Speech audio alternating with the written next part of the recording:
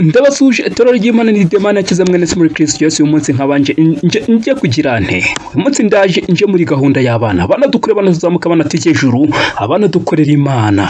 Gahunda yo murayizi ntabwo nari mperutse. Ndabasuhuje cyane. Ese abana muri amahoro? Ndabasuhuje cyane. Uyu munsi mbazaniye iki? Uyu munsi tugiye kwambuka mu bihe. Tugenda mu bihe bya kera, traveling. Tugenda mu bihe bya kera, mu bihe byo mu bihe bya Yesu. Yesu igihe yari hano ku isi, nibyo bihe tugiye kujyamo. Ariko usibye gusa turabanza tugenda turenge tugere mu bihe byo kwa Yesuwa. Twongere tugiye mu bihe byo kwa ba Mose. Isaho dukomeze tugenda mu bihe byo kwa Nowa kera cyane, hanyuma tugaruke returu, duhindukire tuze mu bihe bya Yesu.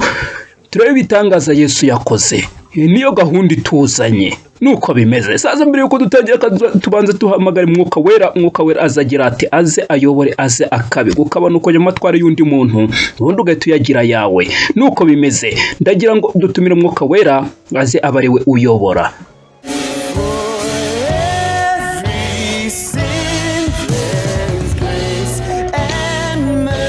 For every sin there's grace and mercy. Kuri buri cyaha hari ubuntu n'imbabazi. Undi tukavuga ngo Holy Spirit take the lead. Mwuka Wera ayobore. Alright, so kanze dutangire. Sasa nuko dutangiye gute? Abantu bo nabo ngabo. Abantu nabo. Ahantu ntabwo wapfa kumenya ni hehe. While surveying the site of some ancient ruins, kubera bakora ubushakashatsi bw'amatungo amwe ya hano ya kera, abaarchaeologists cyangwa se abashakashatsi babiri, Derek na Mago ndetse n'umunyabutayu Moki, inshuti yabo nomad, basanzwe bafatiye mu cyobo umukungugu, barangije baracubira, baratebera. Byagenze bite? and when the dust settles, they stare up in awe at the vast chamber, mu rugumba runini rwagutse giant relics and ruriho ibibumbe n'ibintu by'intuza binini bisa nk'ari iby'ahandi hantu ha kera. at the far end of the cavern, hanyuma ngo ku mpera the strange hariho umuryango uriho inyandiko utapfa kumenya, uvuga ngo abantu bose binjira muri uyu muryango banyura mu bihe, bajya mu bihe. Ubwo twawinjiyemo niyo twagiye. Hana Barbera niwe presents the greatest adventure story from the Bible. Ni inkuru zavuye muri Bibiliya. The miracles of Jesus cyangwa ibitangaza bya Yesu. Wakinyari nka Yesu ni David Ackroyd, hanyuma Harold Gould yakinyari nka Benjamin.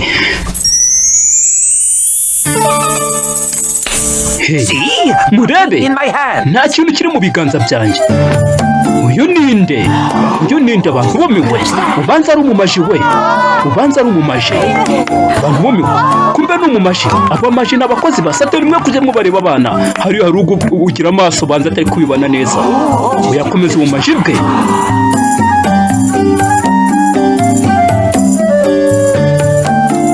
Babandi binjiye muri wa muryango dore ahantu bahingutse. Mago atekereza turi he? Turacyari Galileya. Kandi atekereza aha ni Kana. Murebe ibyo umusore ari gukora. Banze uyu nawe akunda iby'ubumaji we. Abantu bagumiwe yabemeje. Turangaya igi ni ruki avuga ibigambo by'ubumaji za rumu havamo iki, havamo inuma. Yabemeje. Bamaje n'abakozi ba Satani. Birabyatse bari ibinyoma. We uwo niwe nshaka kuba, umumaji ukora ubukoryo nka buriya. Icyo ukeneye kumenya n'amagambo y'ubumaji rero. Yego, amagambo y'ubumaji ni ibyo ngibyo. Kanzi ijambo nzi nirihatanye, gerageza kwibuka. Zalumu oya kabyica biramucanga. Inshuti ze zirumirwa, uyu waracyakomeje ubumaji bwe. Arakazamu dore wavuyemo n'umukobwa n'umuntu sinawamenya n'igiki. Banza igishitani ibiceri baramuha, bari kumujugunyira ibiceri. Murabibonye biriya? Birasa n'igitangaza. Oya wa mwana we, bura n'ubunyoma gusa. Bura mu maji azi uburyo akora ibintu bye neza. Uzwi igitangaza si ubunyoma. Aba ari Imana ivuye ku Mana, kubw'ibyiza by'umuntu no kubw'ikibaro cy'Imana. Njye nitwa Benjamin. You appear as travelers from a far place. Murasa n'abagenzi bavuye kure. Yego twari mu nzira igihe kirekire kandi turacyafite urugendo rurerure rwo kugenda, hanyuma bizaba igitangaza tugezeho. Moki tuza. Ngende Mago. Uyu ni Derek, uyu ni Moki. Yego inshuti zanjye ntoya. Mwa muratembera mu gihugu cy'ibitangaza, hanyuma mu bantu ab'Imana yayoboye mu mateka yacu, abayoboke be bubahaga n'abahanuzi bubahaga Imana, Imana ikabaha umugisha w'ibitangaza. Nowa yabwiwe n'Imana, yahawe amategeko yo kubaka inkuge kugira ngo abone umuryango we bakizwe umwuzure uteye ubwoba. Imvura yaguye iminsi 40 n'amajoro 40, hanyuma amazi amaze kurekera, inkuge iragenda ihagarara ku musozi. Imana icira umurokorombya mu kirere nk'ikimenyetso cy'uko itazasubira kohereza umwuzure kurimbura ikiremwa muntu. Hanyuma Mose ayoboye abantu bacu kuva mu Misiri, Imana imuyoboye yabwiwe kuzamura inkoni ye hejuru y'inyanja itukura, inyanja icikamo. Mose arubaha, umuyaga ukomeye urabanza ucamo inzira, uhumutse ubutaka, hanyuma abantu be barambuka bajya mu kwishyira ukizana. Inkiko z'i Yeriko zatangiriye inzira y'Abisiraheli. Yosuwa nk'umuyobozi mushya akurikira urugamba, gahunda y'urugamba rw'Imana. Bazenguruka umurwa iminsi 7, hanyuma barasakuza cyane, inkuta zirahitagurika, nuko ayobora abantu mu gihugu cy'isezerano. Goliyati giant ari kumwe n'ingabo z'Abafilisitiya baribanye n'Abisiraheli ndetse n'umusore Dawidi wubahaga Imana, hanyuma akoresha umuhumetso n'ibuye yishe cya Goliyati giant, urujeya arushyira hasi. Hanyuma nanone Abisiraheli barakizwa. Daniel umuhanuzi yajugunywe mu rwobo rw'intare azira kutubaha itegeko ry'umwami ryabuzaga buri umwe wese gusenga Imana. Ariko binyuze mu kwizera no gusenga, intare zarabanje ziratuza nk'utupusi two mu rugo, ziba abana beza. Daniel akizwa intare zishonje. Hanyuma umunsi umwe, nk'uko byari byaravuzwe n'abahanuzi, Yesu araza. We mu gihe gitoya cy'imyaka 3 yakoze ibitangaza byinshi, yuzuza ubuhanuzi bwose bw'isezerano rya kera, agaragaza yuko yari Kristo, Mesiya, umwana w'Imana, the son of God. Some of those prophets of long ago seemed like old. Bamwe muri abo bahanuzi ba kera basaga nk'ari inshuti. So long ago. Ntabwo hari kera cyane. Ibyumweru bikeya igihe tuboneye Mose, ibyumweru bikeya turi kuvuga Yesu, twifuza niba twabona bimwe mu bitangaza bye. Inshuti zanjye, niwo murareba ku gitangaza kizima mu byo yakoze. Iki navukiye mu mugo w'Inayini, mayiro nkeye uvuye hano. Nabanaga na mama wanjye w'umupfakazi, njye ndu umwana w'ikinege, ndi umusore nararwaye, nuko ndapfa. Barumirwa. Yazanga bari kuvuga ngo bari kuvuga inkuru kuzitubwiye mu kanya twumviza Mose, kuvuga kera n'ibiki. Umubiri wanjye wari wateguriwe gushyingurwa. Mama bikurira n'inshuti ze baramukurikira, bakurikiye iki. Ndagejeje ku muryango w'amarembo, Yesu aregera we n'abigishwa be. Mugore yarayikurira, wirira, ari hararira. Ndakubwira mwana, byuka. Wa muhungu we byuka. Umumama ntakunatarira. Umumama yari umupfakazi n'umwana we ari ikinege. Usaze umuhungu byutse, iki ni hehe? Yari kwibaza nibiki. Umwana wanjye asabana, mwebwe mwabimenye ibyo kuvuga ngo umumama w'iki nk'umupfakazi ng'umwana w'ikinege, hari ababyeyi nibo babyumva. Moki amukoraho avuga ko arazutse, aravuga ngo yego nibyo Moki, it's true, nibyo. Harimo nawe bwa bukoryo nk'ubw'abamaji wabukora. Amagambo y'abamaji yo nayamenye. Buri mwaka mfunga akaduka kanjye nkakora urugendo nk'urwo Yesu yagiye, nkibuka imirimo itangaje yakoze. Ese murashaka tujyane? Nuko mbereka aho yakoreye ibitangaza bye bihebuje. Ibyo ndabikunze, ibyo bivugitse neza. Moki, turagiye ngwino. Mutegereze. Mbanze nkore kagakoryo k'abamaji. Amagambo yo ndayibuka, ala baruni makaruni, uruntu rwaraturitse. kumbe niryagiye ararimenye. Ubanza mvuze amagambo atariyo. Baramusetse baramukwena. Let's move out. Saba tugende. Hari iby'urugendo byo nabiteguye. Kanze mbigutwaza bafite bakujya kujya kureba ibitangaza Yesu yakoze. Niyo tugiye kureba ibitangaza. Urareba iranzu ririya. Ahangaha hari kana aho igitangaza cya mbere cya Yesu cyabaye. Ubukwe bwari burimbanije. Mu bukwe wari bwiza. Habamo kurya no kunywa mu bukwe. Mujya mutaha ubukwe. Murabutaha uko biri kose. Sasa umugeni bariho baramwambika impeta.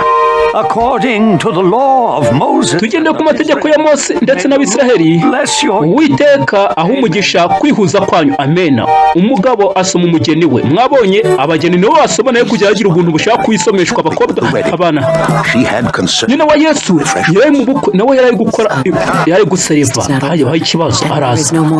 Mwana wanjye icyo ni cyarangira kandi divayi yashize. Wa mugore we ese kuki urukunzana muri ibi igihe cyanjye ntikiragera? Rata mukore ibyo babwira.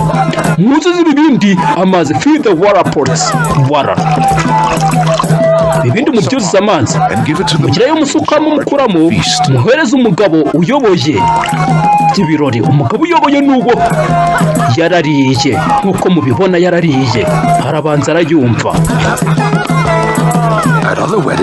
Niko se mu bindi birori by'ubukwe kuba banze divayi nziza bakariyo babanza mwebwe mwazigamye nziza ngo muyitange nyuma. Barumewe. Mokeraseka uko biri kose Yesu batangiye kumutumira mu makwe menshi. Icyo kintu cyari cyiza. Mago cya gitanga cyaberewe kubw'impamvu ebyiri. Icya mbere kuba igitekerezo cya mama we yaramusabye.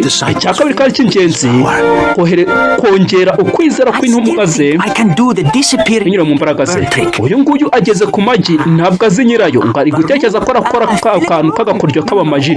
Baruni firiga nibiki Juni pantaloni kumbe nyir'umutungo aramwataka ngo sawa narishyizeho bari nigenda kuguha inyoni. Bararya ari gukora amaji iki akarivana minuzi inyoni abagenda. Muzajye mukina ku mutungo w'abandi buri inyoni. Ibitwite ari aha bazavamo abana. Mujye mukina ku mutungo wanyu. Muzatera yanyu. Iki kiyaga mureke turuhuke buke. Munarimo imitsima, imbuto ndetse n'amagi. Uko biri kose turarya hanyuma yaho hari intuza ireba. Harimo amazi mwanywa. Dasa neza urakoze. Ariko ufite ibihagije. Hari byinshi. Turi no kugenda twagera tugira ibindi.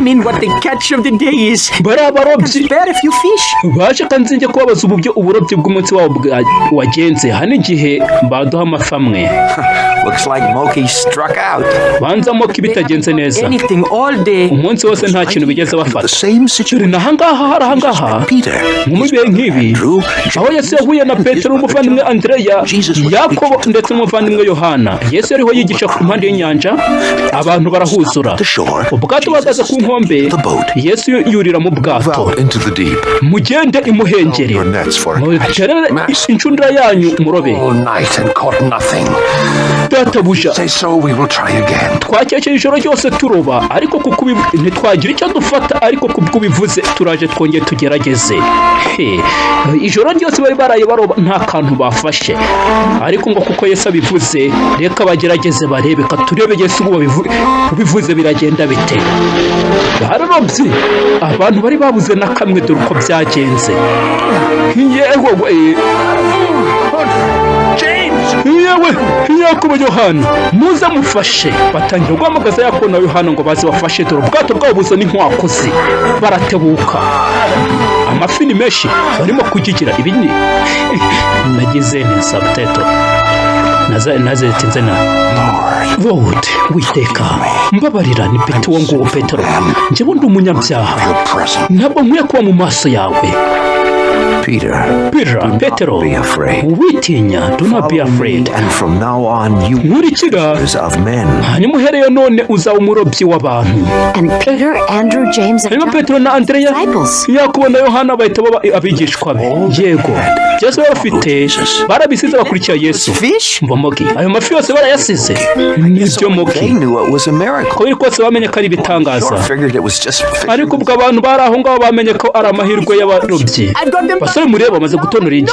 Ya magambo ndayibuke bumaje. Binyuriye mu kanwa bikamanuka mu muhogo.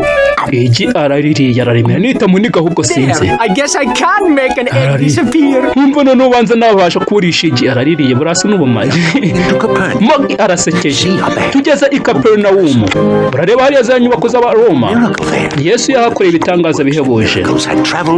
Amagambo avuga ku bitangaza bye aruzurana mu gihugu hose. Traveling throughout the land. Agera hose. Amari kunjira umugwa. Umutware w'abasirikari utegeka abasirikari 100 aza kuri Yesu. Mwigisha imbabarire. Nkubashye ndagira ngo umfashe. Umugaragu wanjye nkunda nk'umuhungu wanjye ararwaye ari hafi yo gupfa. Wavuga ijambo rimwe. Umugaragu wanjye yamererwa neza. Munjyaneho. Databuja. Ntabwo nkwiye kuba wakwinjira mu nzu yanjye. Twite ubutware ku bantu 100 abasirikari. Iyo mbwiye umwe ngo gukora ibi. Mba nzi yuko ari bwaze kumvira. Ntabwo urundi bagenda iriya. Mba nzi yuko aragenda. Si ngombwa ngo ndebe. Ndabizi ko bihagije. Ko wavuga ijambo bigahita biba. Yewe sinigeze mbona kwizera guhebuje nk'uku. Yewe habe no mu Bisiraheli. Itahire kwizera kwawe kwakijije umugaragu wawe. Abantu bahita bazana amakuru. Databuja mugabo wamiriwe neza umuriro wanagabanyutse yakize. Umuriro wagabanyutse iyo umuntu arwaye umuriro bamwishe. Ariko wahise ugabanuka. Yego gwe. But the Romans are the bad guys. Ariko Abaroma ni babi. Ukumbura kuvuga Abaroma nabi ari hafi aho Abaroma bamurebye ikijisho. Kumva kuki yafashe Abaroma kandi barafataga abantu nabi. Yego. Baranamubambye. Ngo yafashe yewe n'Abayuda n'Abanyamahanga neza. Ibyo nibyo. Ariko noneho ubu Abanyamahanga benshi babaye abayoboke ba Kristo by'ukuri. Abantu bakamukurikirana ari itsinda kugira bumve inyigisho ze banakire. Yesu yararushye akeneye kuruhuka. Nuko abantu bamaze kugenda n'ibiki byabaye. Yesu yabwiye inshuti ze, inshuti zanjye, reka twambuke tujya hakurya nuko turuhuke by'agahe. Yesu yari afite kari gato ibyo kuruhuka ntago yari abirimo. Ko biri kose hari icyo ashaka n'ikihe turaza kukireba. Kumbe sinababwiye nawe kugira ngo arebe kwizera kwinki kwabigishwa be. Umuraba warabanjura bamera nabi. Databuja byuka. Turaritsura. Baragira bate? Nabwo witeye ko twakwicwa n'umwuzure. Andreya kuki ufite ubwoba nta kwizera ufite. Bari kumubwira ngo bari buze kurohama. Amahoro. Mutuze be still. Yego gwe Yesu ari kubwira umuyaga n'inyanja. Mwaho ari kubwira abantu we. Yesu we. Mwibuke Yesu ni umwami w'ibyaremwe byose. Yaba abantu ibi ngocyo nta kuntu bitagomba kumwumvira. Abantu barumvira ariko uyu muntu ubwoko ki? We inyanja n'imiyaga byumvire. Makarumu ariko Yesu ntigeze abona igihe cyo kuruhuka pe. Yari afite byinshi byo gukora mu gahe gato. Kandi yaravuze ngo yakora umurimo wa data, umurimo w'Imana data. Mago ubanza asoma Bibiliya cyane. Aha ni Betsaida, umugwa w'Abanyamahanga.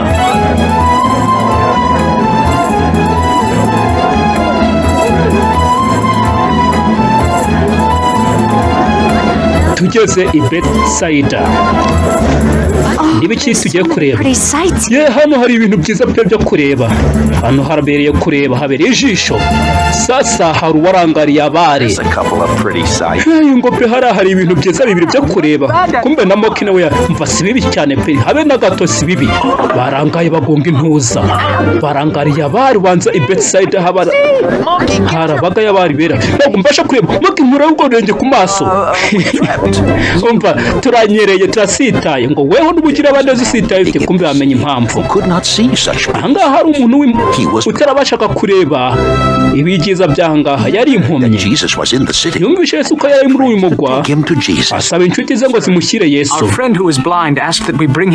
Databuja, inshuti yacu ni impumyi, yadusabye ngo tumukuzanire ngo umuhumure. Muze tujyane, come with me, muze tujyane. Impumyi yahuye na Yesu, Yesu araje yikoreho bite bigira. Ubu urabasha kureba, dore ujya ari kureba we. Ndiho ndeba abantu basa nk'ibiti bagenda, abantu ntabwo bajya basa n'ibitura, ntabwo yari areba, bongera bamukoraho. None dore ujya ari kugenda areba neza, dore ujya kugenda areba neza. Arangije arareba, none ubu ndabasha kureba. Databuja, itahire, ntugire ubwira n'umwe muri uyu mugwa ibyo nagukoreye. Ahita agenda areba. Yarebaga abantu bameze nk'ibiti bwa mbere. Kubera iki Yesu atashaka ngo uwo muntu avuge ibyo yakoreye uwo mugabo? Yesu yari azi ko igihe cye ari kibugufi cy'ibwizabutumwa, yari akeneye igihe cyo kuba wenyine we n'intumwa ze kugira ngo azitoze, kugira ngo bazakomeze umurimo we. Yaragiye, byari bigoye guhisha icyo gitangaza.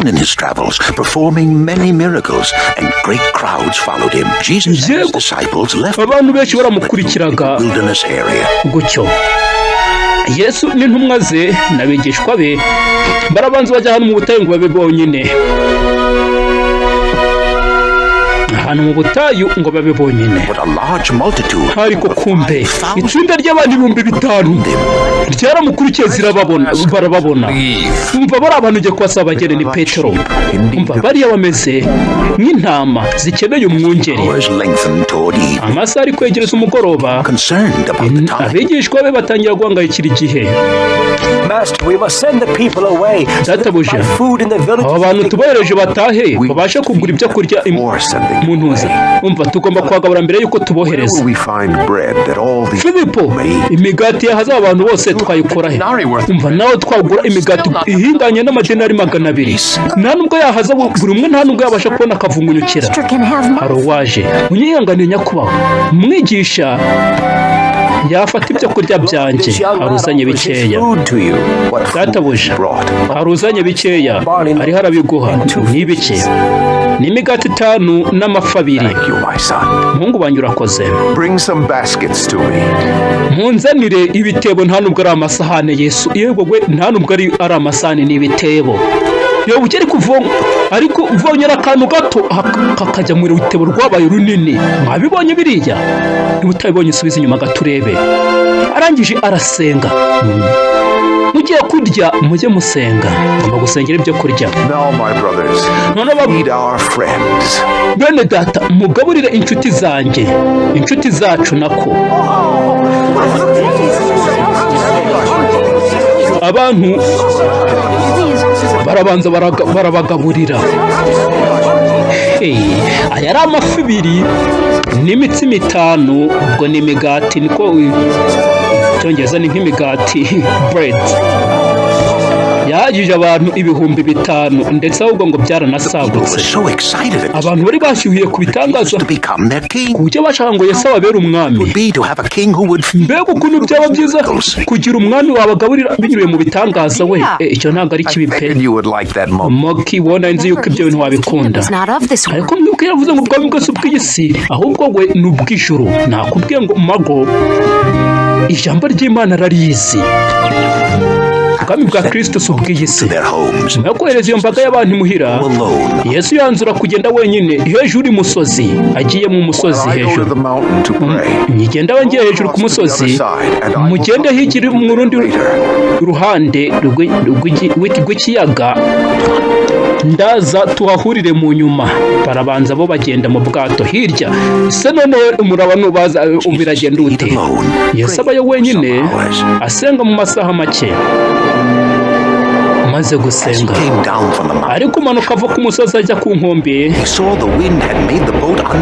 yasanze umuyaga wateje ubwato rwaserera kuwugenzura byateje ari ikibazo. Abigishwa be bariho bagigira mu masaha nta cyicuma nta gicamo, ahita yanzura kugenda. Yewe abandi mu bwato byabacanze ariko bari kugenda nta kintu kugenderaho. Niba mubona biragenda bite? Bariho baragigira murebe baramubonye. Yewe n'umuzimu bari kumwita umuzimu, ntabwo wapfa kubyumva nawe. Mutuze mwitinya, yewe irizaye ni njyewe databuja. Petero nguyumvaga, niba ari weho ureka nze nkusanga ngendeye ku mazi on the water. Ngo na Petero amaze kumubwira ngo aze ahita aza. Yari yumvaga yewe araza. Dore yewe igitangaza ara n'amazi ntabwo ari sima cyangwa ngo amakareki. Ukumva atangiye gucubira databuja mwiza nabara yaracubeye. Yewe kugeza kwizera guke kubera icyo urashidikanye bituma atangira gucubira. Mwe kujya mushidikanya ku bya Yesu Kristo yababwiye batabemera. Kuri uri umwana w'Imana bemeye. Yesu ni umwana w'Imana. He is the son of God. Ni umwana w'Imana. Inyanja y'igalilaya iratuje ni nziza. Ndabaje kubona Yesu agenda hejuru hariya. Nta kintu Yesu atabasha gukora mukiyemeye. Petero yari abishoboye. Kugeza ubwo gushidikanya kwe kwaciye intege kwizera kwe. Yego nibyo dore benshi ibyo bibabaho bikababuza kwakira imigisha yebuje Imana ibishaka guha abana bayo. Rero inshuti zanjye bari tugomba gukurikira iterekeranye mu cya Yesu. Tugomba gukomeza tugenda, inzira iracyari ndende, tugende. Umva naho ntekereza ibyo turi gukora nibyo Yesu yasabye abantu be ngo bakore. Utera ikirenge muke. Ibitangaza bitangaje pe. Gukiza abarwayi, kuzura abapfuye, guhumura impumyi, no kugaburira abantu bashonje, amafi n'intuza n'imigati. Ibitangaza yakoze n'ikimenyetso kigaragaza yuko ari Kristo umwana w'Imana ukiza abari mu isi ibyaha byabo. Nanubu aracyagaburira abantu b'isi bose binyuze mu ijambo rye n'inyigisho. Yesu arakigisha abantu n'ubu aracyagabura. Wahirwa abakene mu mitima kuko ubwami bwo mu ijuru ari ubwabo. Hahirwa abashavura kuko aribo bazahozwa. Hahirwa abagwa neza kuko aribo bazahabwa isi. Hahirwa abafite inzara n'inyota byo gukiranuka kuko aribo bazahazwa. Hahirwa abanyambabazi kuko aribo bazazigirirwa. Hahirwa imitima iboneye kuko aribo bazabona Imana. Hahirwa abakiranuka kuko aribo bazitwa abana b'Imana. Hahirwa abarenganirijwe gukiranuka kuko ubwami bwo mu ijuru ari ubwabo. Haleluya. Sasa bigenze bite? Nuko igeze ku musozo. Igeze ku musozo. Abana ndabakunda ngiye ngo namwe ntimuba mubibona. Abana ndabakunda. Ubundi muzansengerera ryarira. Gusengerera umuntu murabizi. Gusengerera umuntu no kumujyana ahantu kamugurira mukimeza neza. Muzansengerera ryari. Ariko ntacyo mujye munsengera nkuko nanjye mbasengera. Mbese ubwo tujye dusengerana no kuvuga ngo kugira ngo munsengerere mujye munsengera, sibyo? Ibyo biba ari fresh. Murabizi amasengesho y'abana aratubura. Amasengesho yanyu aratubura. Gutubura no kubita umuntu cyangwa se ikintu kikabyimbirwa. Ubwo aho ngaho kiba cyatubuwe, kiba cyabaye kishi. Kiba cyabaye kishi. Nuko bimeze rero mujye munsengera nanjye mbasengere, ndetse musengera n'ababyeyi ndetse n'abandi muri rusange.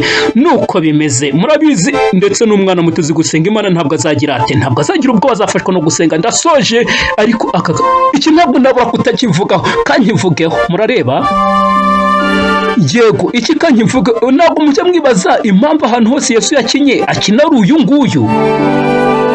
ntabwo baje bamuhindurana uyu nguyu bahora bakinisha kubera iki hari gahunda ubundi ntabwo ari Yesu ahubwo nukina mu cyimba cya Yesu agaragaza ibyo Yesu yakoze ntabwo ari Yesu mujye mufata ibyo akina mu byige mu bimenye ariko mwe gucira mu mutwe mwe gushyira mu mutwe kuri yari Yesu ntabwo yari Yesu yego ntabwo yari Yesu abahora bamukinisha kugira ngo bagaragaze mu mitwe y'abantu mu bitekerezo ko batekereza Yesu ko yari we Yesu ni gahunda yabo gahunda yihe gahunda y'ibijyanye na antikristo kugira ngo antikristo igihe azaza ameze gutya niko bitekerezwa azaza ameze gutya nuko maze abantu nibo bamubona bagira ngo ni Yesu waje bamuyoboke kandi antikristo ni umwanzi wacu ase ibi bintu abana mwebwe murabizi se mujye mubibaza ababyeyi banyu ababyeyi namwe abana nibazajya babaza mujye mubasobanurira apana kwabwira bya bindi bababaza aho umwana ava mukavango ni mu mukondo umwana yagira hirya urusore rukabanza rukamwereka aho umwana ava mujye mubasobanurira bamenye kuko n'abasirikari ba Kristo kandi twebwe murabizi tuba turi n'itorero ry'uyu munsi ndetse n'iryejo umurimo tuba tuwumereye nabi ku murimo kuraje ziba ari nyinshi nuko bimeze sasa ndasoje abana ndabakunda cyane murabizi tuzasubire naho ubutaha mukomeze kuba amahoro ariko uwasoza gucyara mbere yuko mvuga bye kanze dusoze gucya ririmba iteka sing forevermore mu buzima n'urupfu nzakundwa I'm forever yours nduwawe iteka turabana b'Imana Yesu Kristo turabe buri cyaha cyose hari ubuntu n'imbabazi hariho abantu baba baracumuye cyane bakavuga ngo twe twageze kure y'ubuntu bw'Imana Imana ntiyatubabarira oya ntibibaho no muri Kristo wabungana kose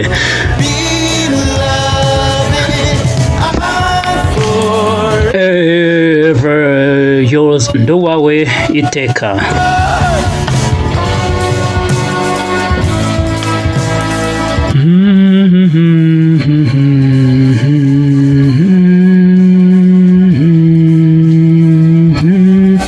Kindred Worship artist website ni kindredworship.com aho ngaho mwabasura visual designer is who Didimanakiza ukabura kureba he you are watching from gospel into Kinyarwanda ni huru kuyiburebera sing ririmba hallelujah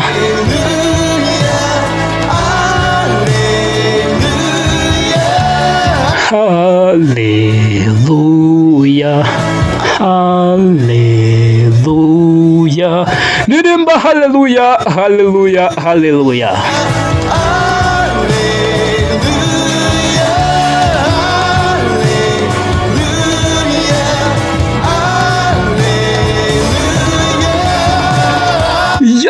none ndumva ingeze ku musozo none ndaje mbasezere abana hanyuma tuzasubire naho